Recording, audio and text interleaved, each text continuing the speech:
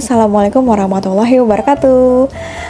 Selamat pagi atau selamat malam buat teman-teman yang sudah mampir ke YouTube channel aku. Jadi hari ini aku kepengen sharing ke kalian terkait gimana sih cara kita membuat CV yang semenarik mungkin untuk diperhatiin sama HRD nih.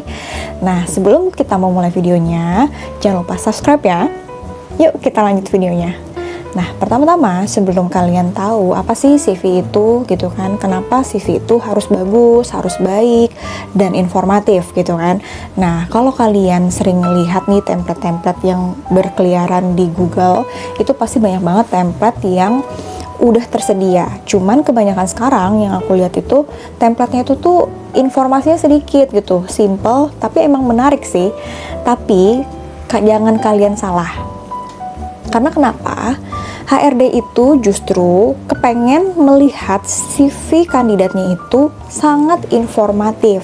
Informatifnya seperti apa sih? Misalkan nih, kamu membuat cerita sebuah narasi, kamu pernah sekolah di mana atau kuliah di mana, ya kan, lulus tahun berapa, jurusan apa, terus kalian dapat nilai IPK berapa, terus itu kamu pernah berpengalaman kerja di mana, terus sebagai apa.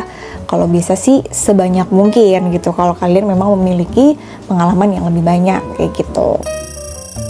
Nah, setelah kamu membuat narasi, selanjutnya kamu tulis nih, kamu lulusan angkatan berapa sampai tahun berapa graduationnya kayak gitu.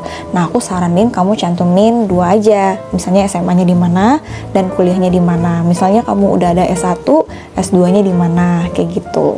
Nah, selanjutnya setelah kita udah menulis narasi dan juga lulusan di mana, selanjutnya tuh kita tulis yang namanya pengalaman kita. Misalkan yang pertama pengalaman di PT ABC gitu kan. Terus apa sih aktivitas yang kamu lakuin di sana kayak gitu. Nah, kamu tulis tuh misalkan job desk kamu sehari-hari apa. Di situ misalkan kamu ada monthly atau weekly yang kamu kerjain di situ. Kamu ceritain pengalaman kamu di situ ngapain aja tuh kerjaannya gitu.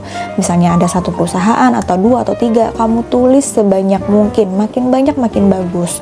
Tapi aku saranin kalau misalnya kamu pernah kerja di beberapa tempat dan itu jangkanya pendek, lebih baik kamu menulis jangkanya yang panjang-panjang aja. Jadi HRD itu melihat, oh orang ini pernah kerja di sini 5 tahun, baru pindah lagi nih di perusahaan berikutnya.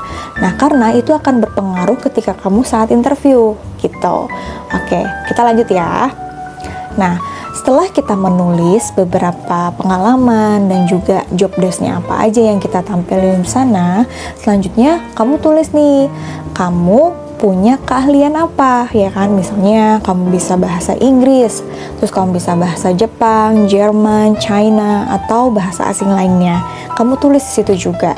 Dan yang terakhir, yang sangat penting adalah kamu memiliki sertifikat, yaitu sertifikat seperti misalkan kamu pernah kursus sebagai moderator, ya kan? Terus kedua, kamu pernah kursus komputer. Terus kamu pernah misalnya jadi ambasador apa. Pokoknya sertifikat-sertifikat apapun yang menurut kamu itu bagus, kamu tampilin di situ. Misalnya nih, kamu punya TOEFL, kamu juga tampilin gitu kan.